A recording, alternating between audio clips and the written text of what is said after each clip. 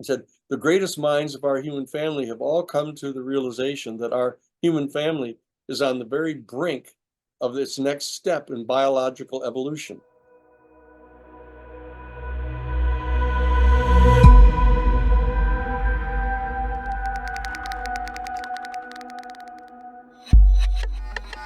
Questo episodio doveva essere l'ultimo di questa serie, ma ne faremo almeno un altro. Abbiamo molto materiale impossibile da riassumere. Una parte risale anche a più di 2 anni fa. Infatti l'80% dei contenuti erano già noti da parecchio tempo. Ma ad un tratto il tutto ha iniziato a complicarsi. Abbiamo quindi creato il canale a inizio 2023 per tenere traccia di tutto. Siamo partiti con gli avvistamenti UFO e finiamo trattando metafisica, religione, i demoni, gli angeli, la coscienza, l'anima, il potere della mente umana. Tutti questi video pubblicati sul canale sono stati un'introduzione a questi ultimi episodi.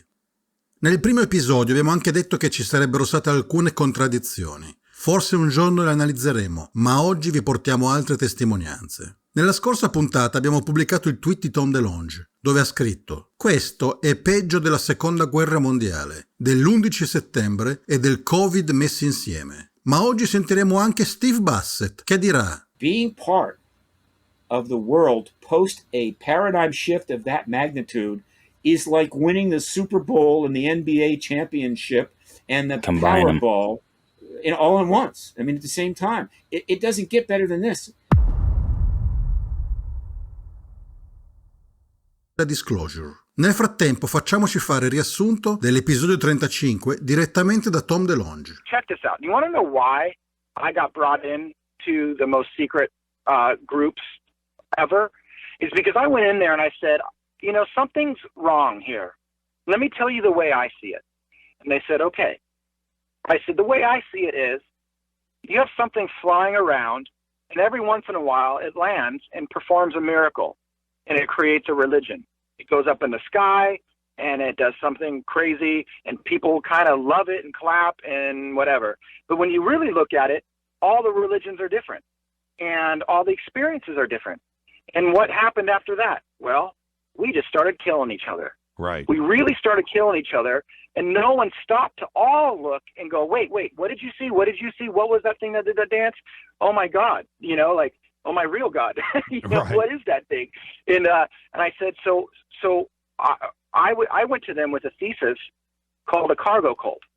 Cargo cults were in World War II, where indigenous tribes that have like never seen man watched planes come in and drop off ammunition in a jungle, and to this day they still worship those planes. They're worshiping the cargo. And I said, we're all cargo cults. Me and Peter Levenda created this thesis for the nonfiction books.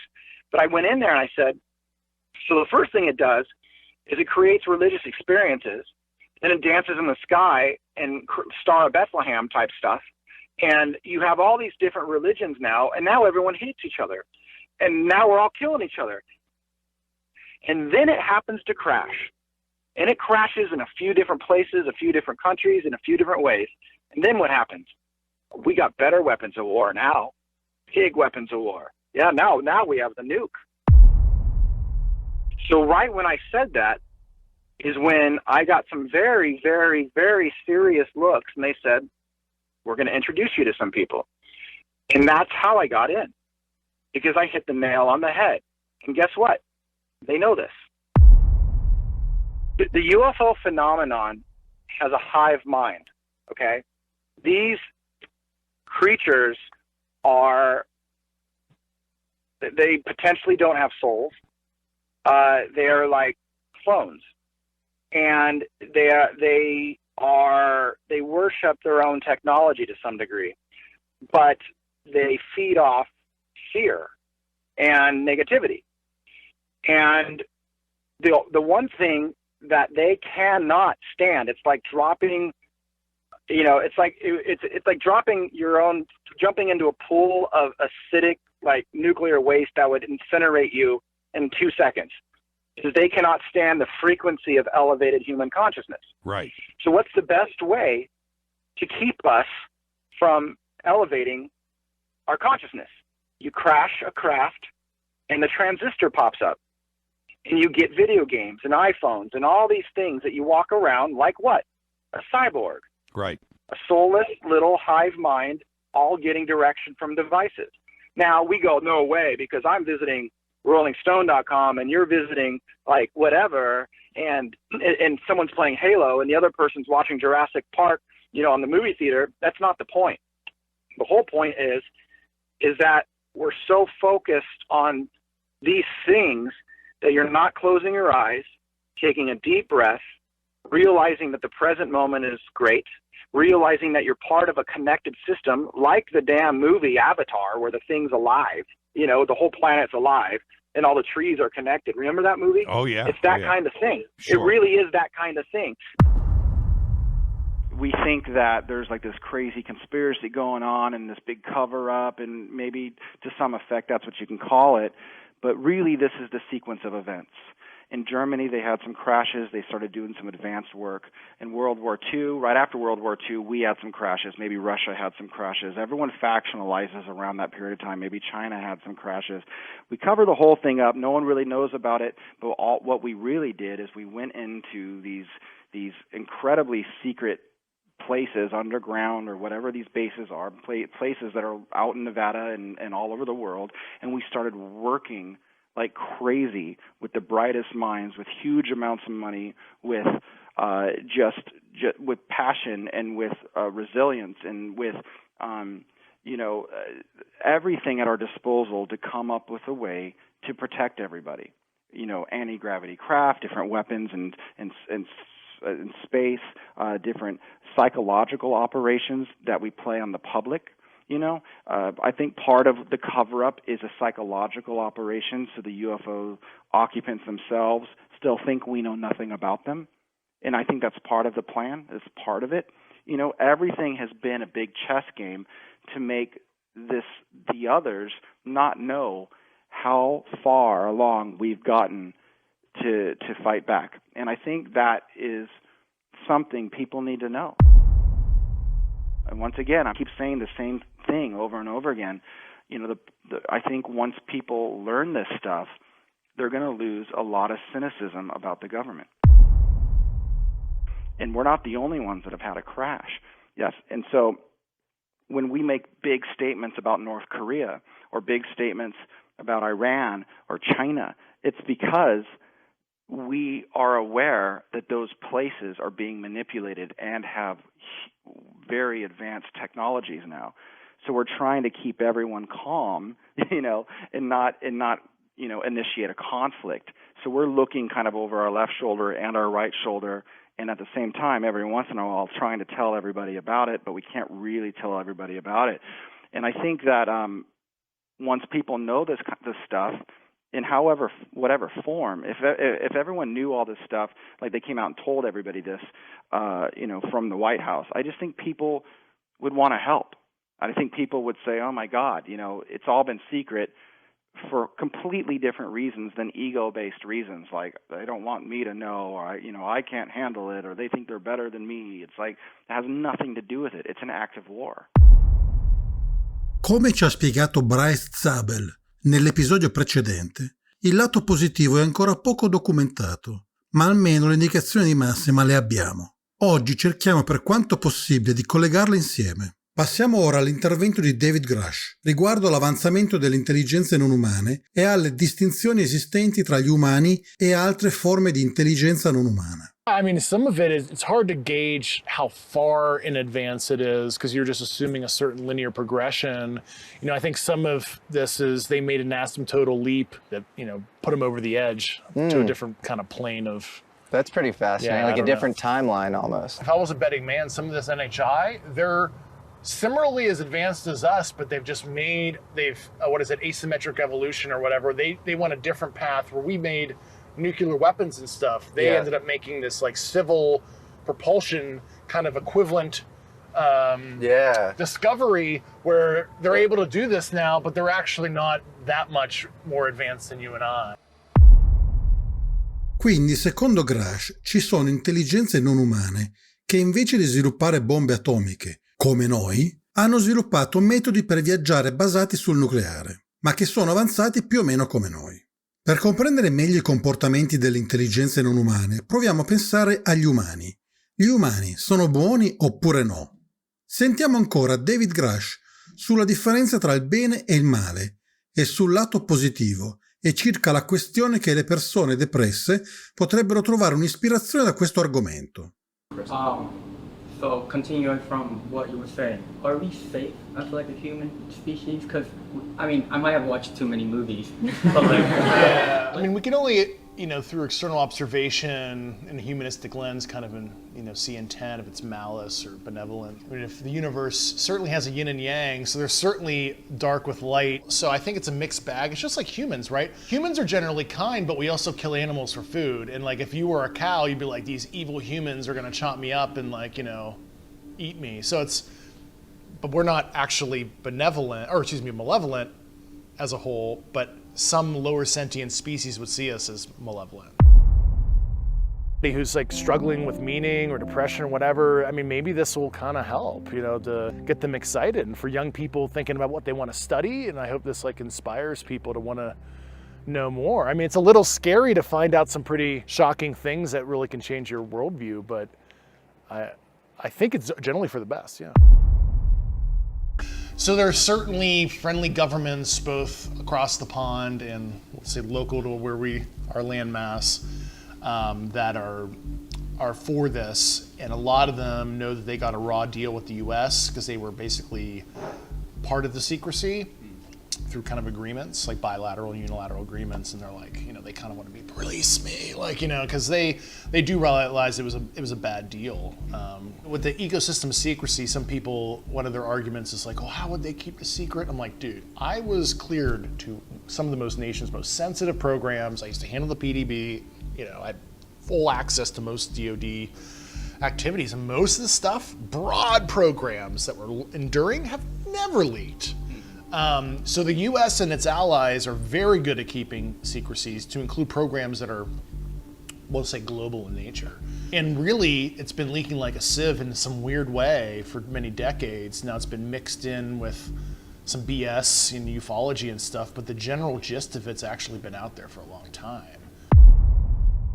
Torniamo su Tom DeLonge, che ci introduce al concetto di dualismo.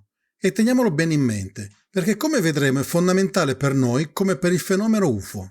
I just think that, like, when I think of humans becoming too powerful, that's a concept that I can kind of grasp when I see the way, just consider the way we've paved over the world. We've, like, environmental destruction, like, I feel like we've kind of become too powerful. Yeah, I think, I don't think anyone can disagree that, like, we're like destroying the planet and destroying each other, which is like, we have the technology to do that before we have the spirituality to not do that, Right. It's like this idea that, but this is the other thing. The universe, to me, it looks to be what we call duality, where every particle has a counterpart. So every atom has like a negative and a positive particle. The realm of the relative. And well, you have light, you have dark, you have opposites, you have the past and the future.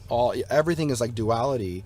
So even when you look at Earth, there's a dual system. You have democracy and freedom and free will, and then you have authoritarianism and controlled and absence of love, absence of individuality, and it's competing systems, but I think it's representative of the universe we live in. You got to think of the yin and the yang symbol.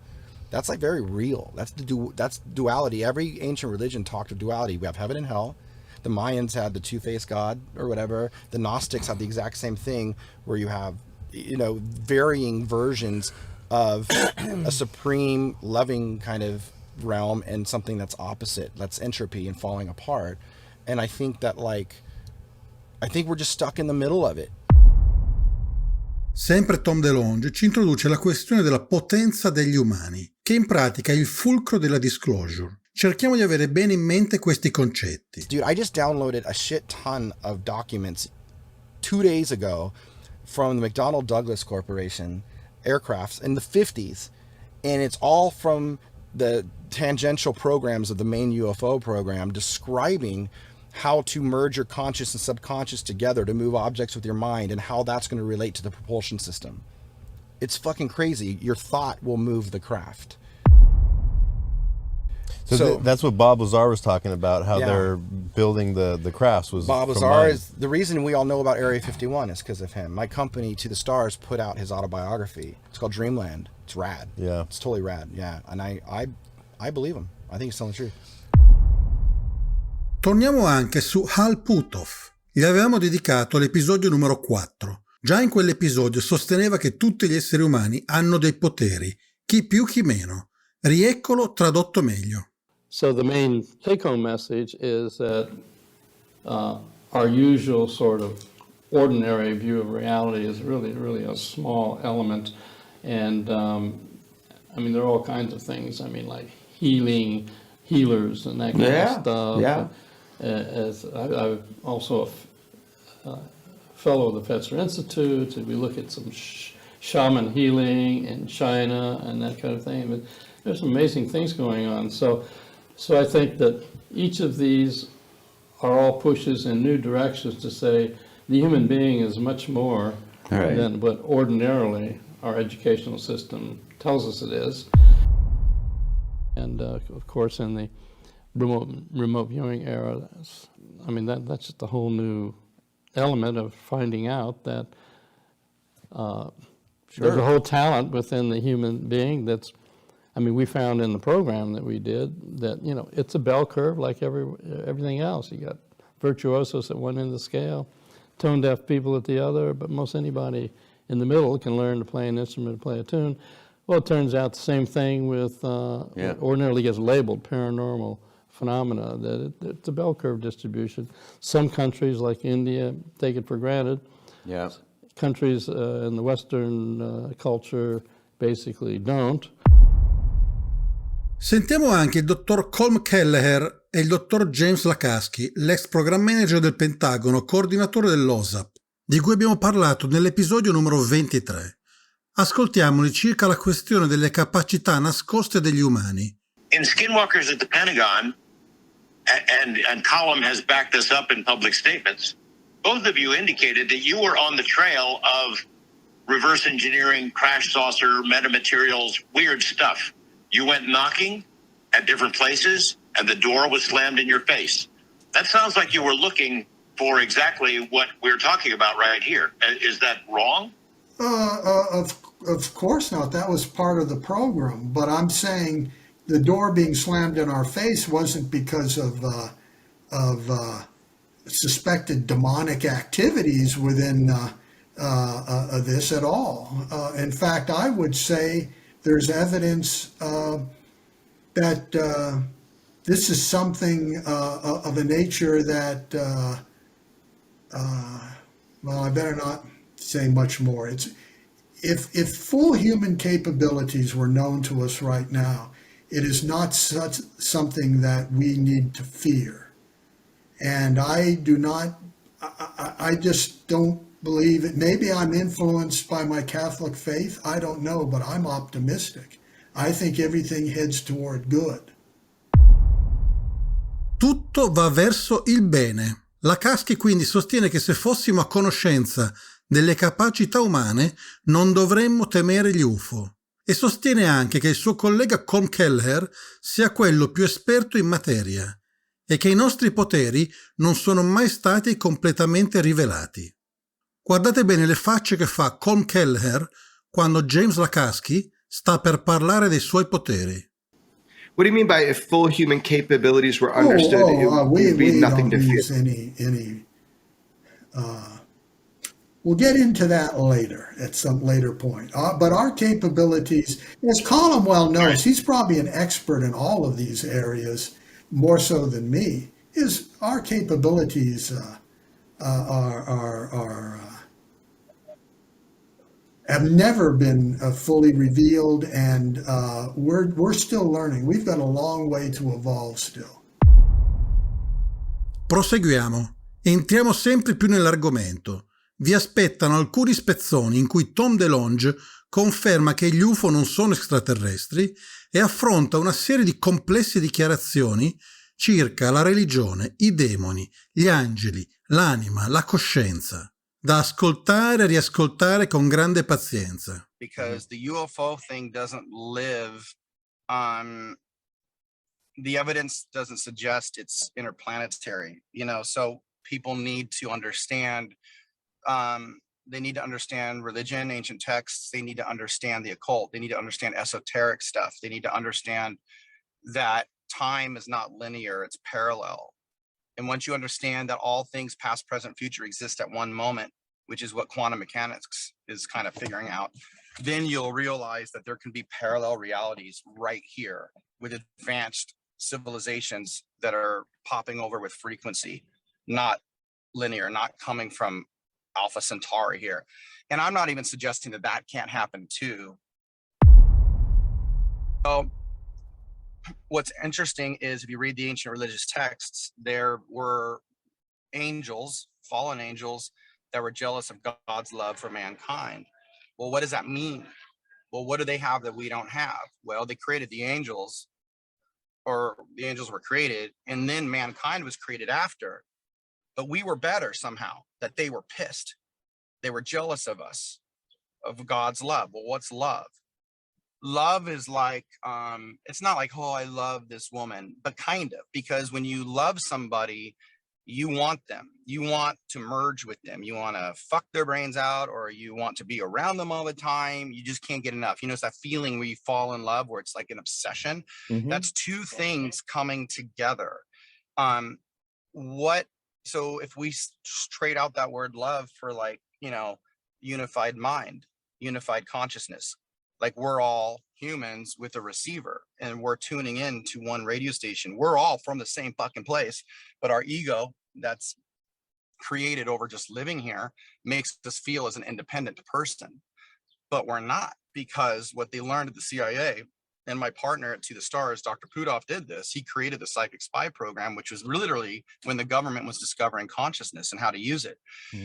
So basically how this all ties together is what it tends to look like is the universe is somewhat a duality in nature, where you have like matter and antimatter, or you have light, you have dark, but really it's one huge ocean of thought. It's like, picture like all of the space in the universe is just one big frequency of thought. And almost like you have a shoebox of light and the same shoebox of pitch black. One's unified mind and one's the opposite, entropy, no mind, individuality, or something. And then you shove those two boxes together, the light dims and the blackness goes into it, and all of a sudden pop, pop, pop, pop, you have these little stars that pop out, you know, these little dots of light, because you merge those two things into the same location. So it's not pure light, but it's also not pure dark. You know, it's like kind of poking through. And the way I describe it is, now you have in a three-dimensional space kind of physical matter that looks to be like the event horizon between two different fields of thought. It's all one thought. It's almost like, you know, I want to murder somebody. That's a low frequency. I want to be Gandhi. That's a high frequency. And you're a radio receiver tuning into the force, the light or the dark side of the force. But what's the force? It binds the universe together. Well, what's God? It's like unified mind. It's light. It's the creator. It's the creation, but it has to evolve. It has to grow. So it looks like physical matter and mankind is literally like where the war is happening between, it's the yin and the yang symbol, the black and the white that are coupled together, constantly trying to figure itself out. Things like you basically, it just turns your radio receiver into hi-fi. And now it's not AM radio anymore. It's like, oh shit, this is satellite connection. And so all of a sudden, boom, now you're able to see more frequencies than your eyes normally would do. You don't need your eyes, it's your brain, right? Because you're already in the field, you're in the ocean. You don't need your eyes to do it. It's like you just need, your body is one giant antenna, your rib cage, your arms, your brain, like the whole thing's an antenna. And so this like hypes up your antenna. And then all of a sudden, what do you see? You see a bunch of creatures that are very old, very powerful, that are more synthetic, that are AI, or that are individual. They don't have the feeling, the emotions. They don't have the love, the capability of love. They don't have the capability as a soul that understands what love is. And love is what created the universe. But let's just take that word love out and just say unified mind. And so I think like what we're going to realize as we discover ways to supercharge our brains, we're going to start to see some of those dimensional realities all around us. It's the same thing that people, you know, a lot of times people that have wounds from alien abductions match wounds from demonic possession.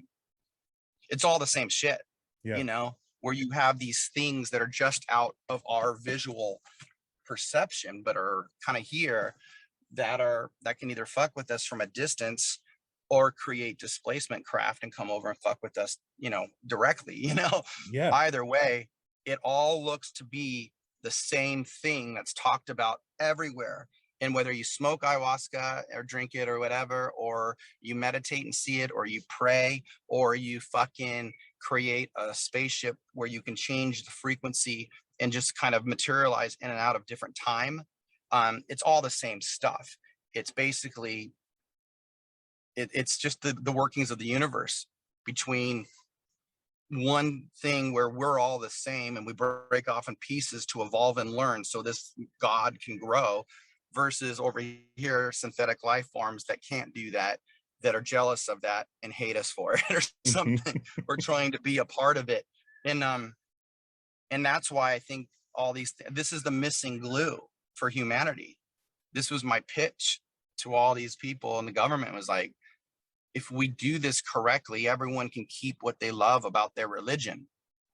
Get rid of all the dogma. Get rid of like, oh, it's like Allah, or it's Jesus, or it's fucking Buddha. Like, get rid of all that shit.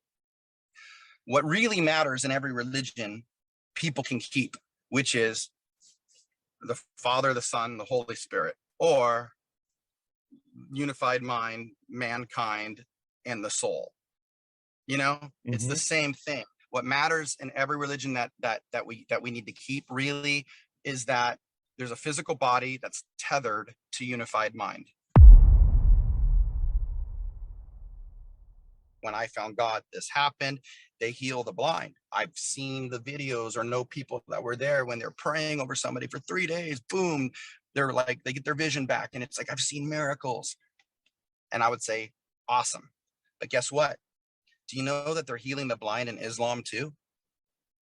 Do you know that they get down and they pray to Allah or whatever and they fucking do it? So why is it working over there too, if your God's the only God? Because it's not about God, it's physics. It's literally energy healing. It's literally consciousness. So just replace, you know, the word God with consciousness. And it doesn't matter what you call it. Now you can like sacrifice a baby and be the Nazis and do ritualistic satanic shit. It will fucking work. And it might work easier and quicker. But if you sit around in a circle and meditate and make it loving, and you're trying to change the world by projecting love, it will work. It might take a little longer, but it will be, I think they found a factor in some of these clinical studies, like 7 to 10 times stronger. Like it's because it's coming from source. So you can do both. One's like the easy way to make money. One's the harder way, but more fulfilling, you know?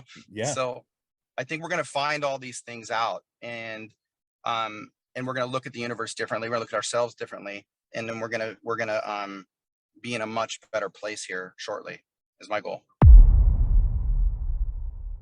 A breve saremo qui in un posto migliore. Questo è il mio obiettivo. Ecco un'altra buona notizia, quindi. Proseguiamo l'indagine e passiamo a Daniel Sheehan. Anche lui affronta la questione delle capacità nascoste degli umani, spiegando che la Chiesa Cattolica è colpevole come le altre religioni. Ricordo a tutti che è un avvocato e che lo abbiamo introdotto negli episodi precedenti proprio in occasione di questo episodio e di queste incredibili dichiarazioni. So that we have the means at our disposal for sharing this information more broadly through our religious institutions, that we can do that. I think that's one of the major areas that we have to explore here. That's why we're reaching out to try to bring together, again, at the New Paradigm Institute, to bring together the leaders of the world religions, to have a summit conference together, to come to some sort of consensus. Look, that what we've got to do is loosen up on some of this information that we know and get it to our people, to actually help our people. You know, the Catholic Church is as guilty as this as most institutions. What they've said is, oh, look, you guys, the regular people, aren't capable of handling all of these special capabilities. You know, you can't cast out pearl before the swine, as they say. And so that, and even Jesus, according to their own scriptures, would have these private meetings with his disciples and tell them things that he wouldn't share with everybody else. The transfiguration, where he brought the two disciples out and transformed himself into this huge radiant being. There's all these stories that exist inside our human culture that let us know that we have these capabilities. So that's one whole dynamic that the religious institutions can play a part in elevating the consciousness of our entire human family to start to be able to exercise capabilities that we didn't have before that are much more like what we're experiencing with the UFO beings. One of which, the major one of which, is telepathic communications, of course. But people have known that forever. I mean, the institute at Princeton, there was an entire program on this. Duke University had a whole program on this, where they were demonstrating that people have these capabilities. There's the Monroe Institute, that there are facilities where we can do this. So the New Paradigm Institute is going to be trying to help people know about this, and to meet with the religious communities and get them to open up this information, and specifically focus on the Vatican, because Francis is, the first Jesuit ever made Pope, and the reality is the Jesuit order back in 1547 was actually created to try to reform the Catholic Church, to try to get them to stop being so constricted. In the spring of 1968, that famous year of 1968, that I had just come up from Harvard College to go to Harvard Law School, and they announced that Crane Brinton, who was the head of the Department of Intellectual History at Harvard University, was getting set to retire, and he'd been asked in his very last lecture that he was going to be delivering down at the college to talk about what the most important single intellectual insight was that our human family had come to. And so I went down to the college and was there present when people had come from all around the world to listen to this last lecture. And he got up in front of us all and he said, I've been asked here in my final lecture to address what I thought was the most important intellectual insight that our human family had come to, that I've studied over 50 years of intellectual history. And he said, and the answer is easy.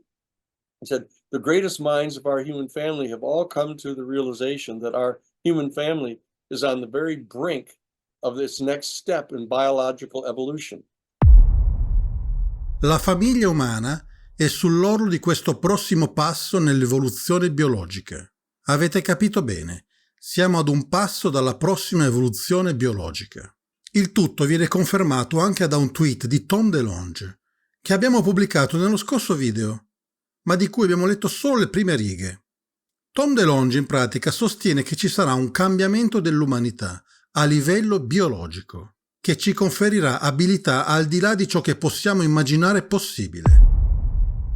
Continuiamo con Daniel Sheehan, che non lesina dettagli su questo argomento cruciale. And that the next step is going to be the full flowering of a new faculty that is much like seeing or hearing, that has a direct physical capability of experiencing a particular electromagnetic wavelength frequency like light or sound. But this new faculty is going to be able to discern the frequency that bonds together every ultimately irreducible integer of matter in the entire physical universe into one unified harmonic whole. And by dint of this experience of this, like seeing or hearing, that our individual person is going to be able to discern what type of human conduct, both individual or collective, is either harmonious with or disharmonious to the natural order of the universe. And he said, and I think that we're right on the brink now of that starting to flower in our human family. And that's why I think so many of you young men refuse to go fight in this war in Vietnam, he said. E secondo Tom DeLonge e il Ministero della Difesa, quanto è importante la spiritualità umana? Other areas of the DoD know about and take very seriously that the human spirituality component of consciousness and the positive feelings of love and happiness is very important. And very important. It's as important as drinking a glass of water when you're thirsty. You know what I'm saying? E sempre secondo Tom DeLonge, gli insetti ci vogliono tristi e depressi. Come possiamo affrontare la questione? The universe is teeming with life. There is a life form that wants you to feel that way. So don't feel that way. And then you're free and clear. You know, it sounds so strange. I get it. I know it sounds. Why do you think I'm trying to whiteboard out the entire thing in documentaries, books, and movies? Because it's a difficult thing for people to understand in one conversation. It sounds like stupid magic, you know, hokey pokey stuff. I get it. But why don't you sit with the guys I'm sitting with and tell them they don't know what they're talking about? You know, it's just like, it makes sense. It all makes sense. It's unreal, man. It's like we're capable of something insanely good, and we're just around the corner from it. You know, why not let that technology go? What's your opinion? I don't have an opinion. I have the truth. The technology itself is not hidden from us. It's not hidden from the people that are paying for it. It's not hidden from you and I, and because people want to like hoard the patents. Who do you think it's hidden from? The UFO. They don't want the UFO to know what we've accomplished. It's a game. Interesting. And people gotta get off their soapbox and think that all these conspiracies point to people ripping them off of money, ripping them off of knowledge, or it's all ego-based dumb stuff that these guys have no time to deal with. You know, they're dealing with something that's hard enough as it is, and they don't need to stop and come to your living room and saying, I'm not trying to make it harder at the gas pump for you. Steve Bassett vede la questione in un modo un po' più semplice, ma ci suggerisce di cercare di rimanere vivi per i prossimi 10 anni, perché le intelligenze non umane ci potrebbero guarire e ringiovanire. If we have the open contact, if the message it gets across to our leaders, and they decide that there's a whole galaxy out there that we could engage, like Star Trek, and new things to learn. Technology will allow us to feed, clothe, and house all the people that look up to us as leaders and all that. And that the idea of spending $10, $12, $15 trillion a year on war and intelligence and manning bases and all that other crap, when you could be spending on food, housing, clothing, technology, and whatever, that's where we need to go. And that the idea of primacy of one race over another, or one nation over another, or one society over another is stupidity. I think that we're going to handle it extremely well, and that the doors for a lot of things are going to open, and the opportunity for some major change is going to happen, and the activist movement to take advantage of that is already forming literally as we speak. And so I'm optimistic, and I want to live another 10 years at least. I haven't always felt that way. Troviamo conferma di questi eventi anche nella nuova teologia della Chiesa Cattolica, trapelata pochi giorni fa, che abbiamo pubblicato su intermundia.it. Leggiamone una parte insieme. La nuova teologia spiegherà che l'uomo è intelligente, che il suo spirito è eterno, che esiste un regno spirituale eterno, che la morte non esiste, che la vita è eterna e che lo spirito evolve attraverso il processo delle reincarnazioni. La nuova teologia non sarà divisa tra religioni, ma unirà tutte le razze di questo pianeta in un accordo di fratellanza. Ed è quindi essenziale diventare consapevoli della realtà fondamentale, che non siamo soli nell'universo, che l'intelligenza divina ha creato la vita umana e la vita spirituale in altre galassie, che il contatto con altre civiltà ribalterebbe la situazione di crisi di questo nostro pianeta e proietterebbe l'umanità verso l'istituzione di una superciviltà, senza catastrofi e senza crisi profonde. Il cambiamento dovrà avvenire per legge dell'evoluzione. Altri esseri discesi dalle stelle o da mondi evoluti saranno inviati dall'intelligenza cosmica per aiutare l'evoluzione umana. Si insegnerà quindi che gli universi sono gli organi vitali di questo essere cosmico, mentre i sistemi solari e i pianeti sono cellule del suo corpo e gli umani sono i suoi enzimi. che devono elaborare e coordinare la vita nella cellula. Nell'essere cosmico o macrocosmo, come nel nostro corpo che è un microcosmo, ci sono anticorpi, che sono esseri altamente evoluti, che conoscono e obbediscono alla legge divina e per questo possono circolare liberamente in esso ed elaborare ciò che è necessario per esso ed eliminare ciò che è dannoso.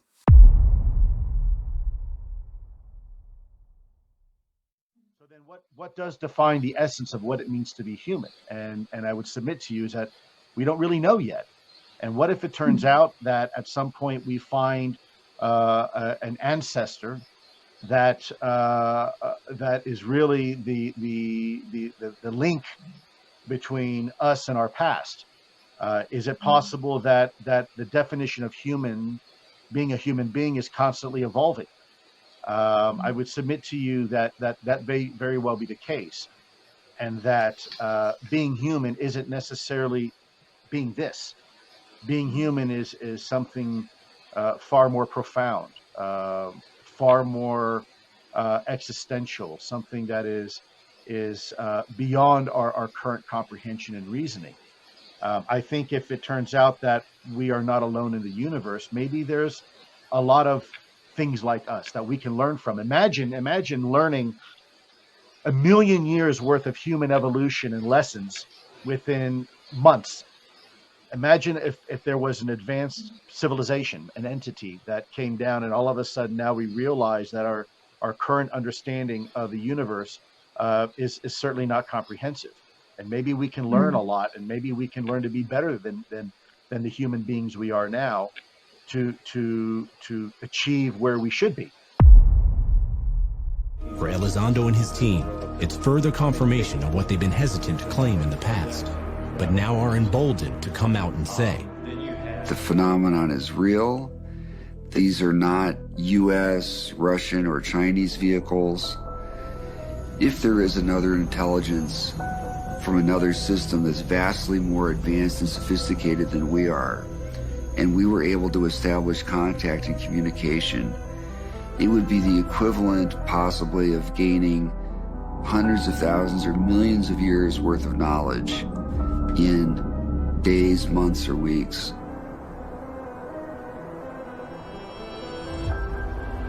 What does it mean for us if we are presented one day with the fact that there are others out there? Does it mean that we're not as special anymore? Or does it mean that we have brothers and sisters that now we should start a new journey with? I think there's magic in that. I think it's wondrous to think that in the greater cosmos, billions and billions of light years with billions and trillions of stars and planets, that we're all part of this interesting cosmic neighborhood. Wouldn't it be amazing? Maybe we will be more human. Maybe we will learn to be more than human if we have a chance to learn from something else. And therefore, our definition of being a human being is expanded.